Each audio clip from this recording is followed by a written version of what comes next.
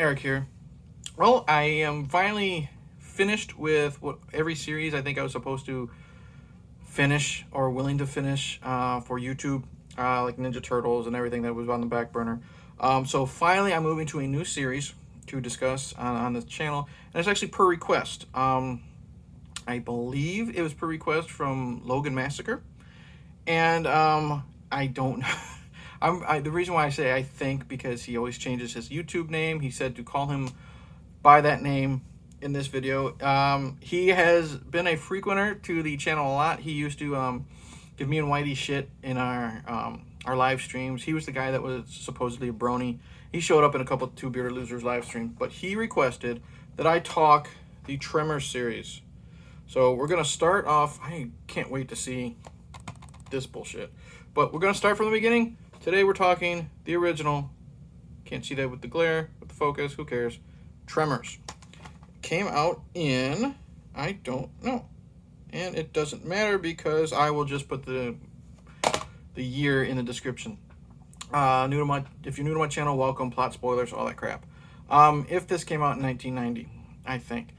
Basically, we're following Valentine and Earl, Kevin Bacon, and Fred Ward. They're handymen in this little, middle of the desert. I think the population is like 11 people, called Perfection, Nevada.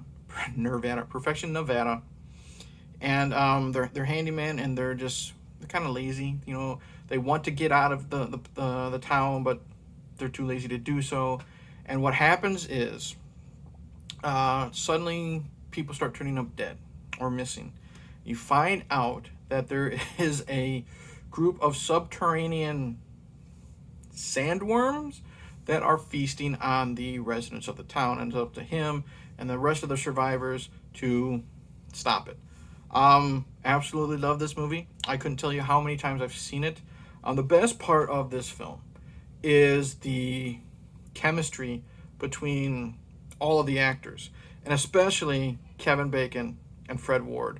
Like, you can tell these guys have been working with each other for a long, long time. It really is like a brotherly type of, I don't want to say, maybe bond, I guess you would say, because they're always picking at each other and arguing and stuff like that, but they also have each other's backs.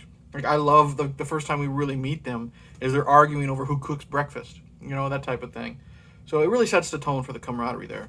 And, whenever they have to do, like, I got to do this, no, I want to do it, no, I want to do it, or they're saying, you should do it, you should do it. They always do rock, paper, scissors, and type of thing. So that's a little cool gimmick that goes through. Great performances, very likable, funny.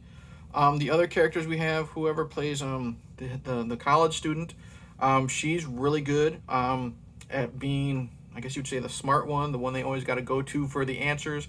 And I love how eventually she just gets to the point is, why do you keep asking me this stuff? Because she doesn't know anything about these fucking Graboids is what they end up being called later.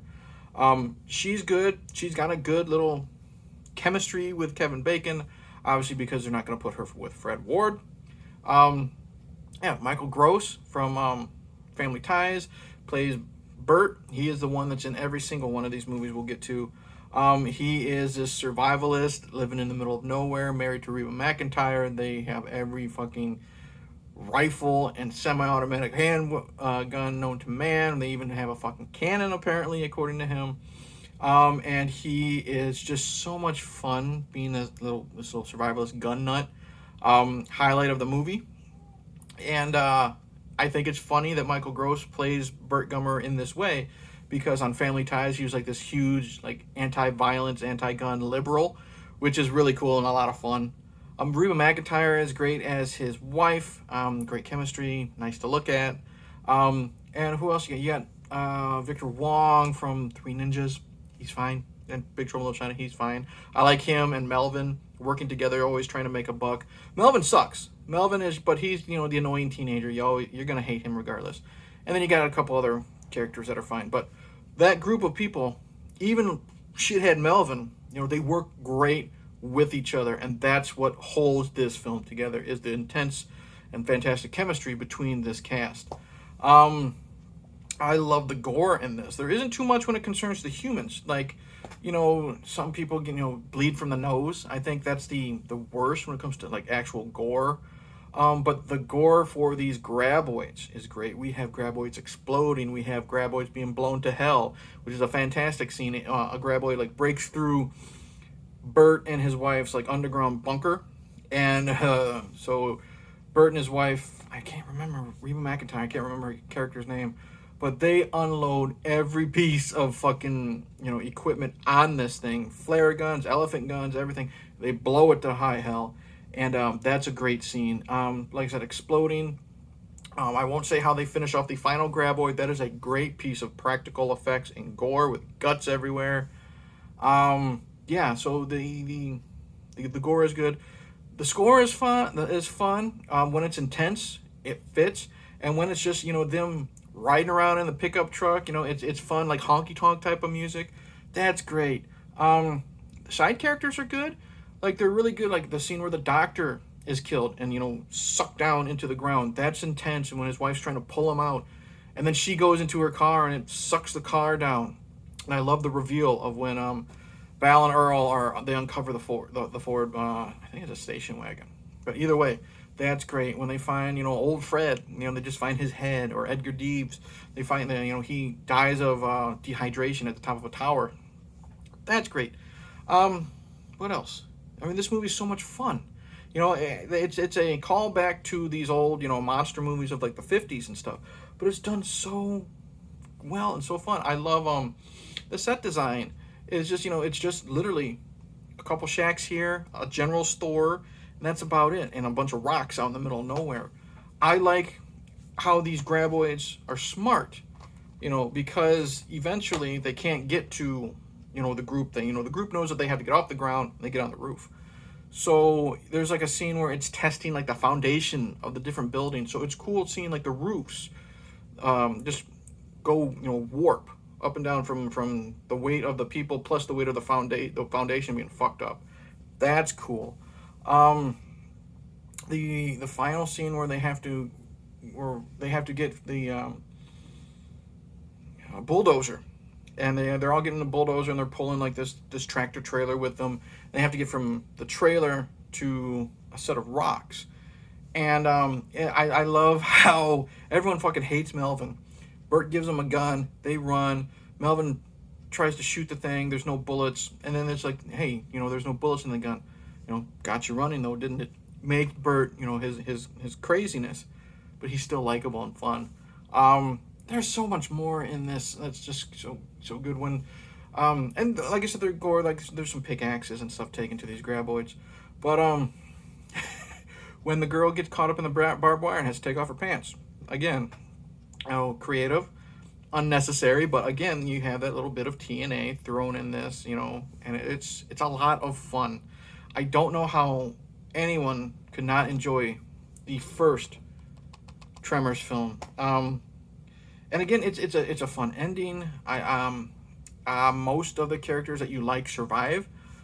Spoilers, but it's just a lot of fun. The creativity when it comes to the noises, because you have to be quiet, but then they try to do distractions so you can get the Graboids to go this way or that way. The creativity of that, the creativity of different things that make the noises that they don't want to happen, like the soda machine. That's really cool. Yeah, I don't know what to say discussing the first Tremors movie that hasn't been said before, because this movie is so much fun from beginning to end. There's no lag. I mean, they're eventually, Val and Earl, they're on horses. Horses get eaten and this and that. There's that scene where they're running from... Oh, there's something I could talk about. The camera shots of the Graboids, like POV shots. We see POV shots of it going into the dirt. We see side shots of it going through the, sliding through the dirt. I love how the director shows it moving. Like, it, sometimes it looks like Bugs Bunny, underground, like taking that wrong turn at Albuquerque. But there's like a scene where it's chasing Val and Earl, and fence posts are breaking up. Or it's going under a patio, and, like dominoes. And it's going. I just love the way it looks, the creativity. And then sometimes you see it above ground, just sliding under the sand. Great practical effects. So, the original Tremors, fantastic movie. So much fun. Likeable characters. Good gore for what it does with the Graboids. Like even though Melvin's a shit, he works great with, especially with Walter, Victor Wong. Um, Great music, likable characters. I'm rambling. I've said it a bunch.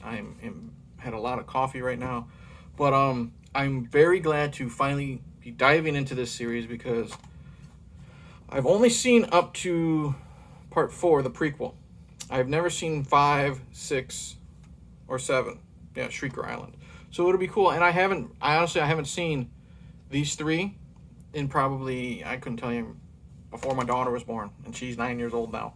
So thank you to Logan Masker, you little troll, for finally, getting on my butt to do the Tremors series. You've been requesting it for God knows how long, but it's gonna be a fun ride. I'm pretty sure. It's starting out great. Highly recommend Tremors.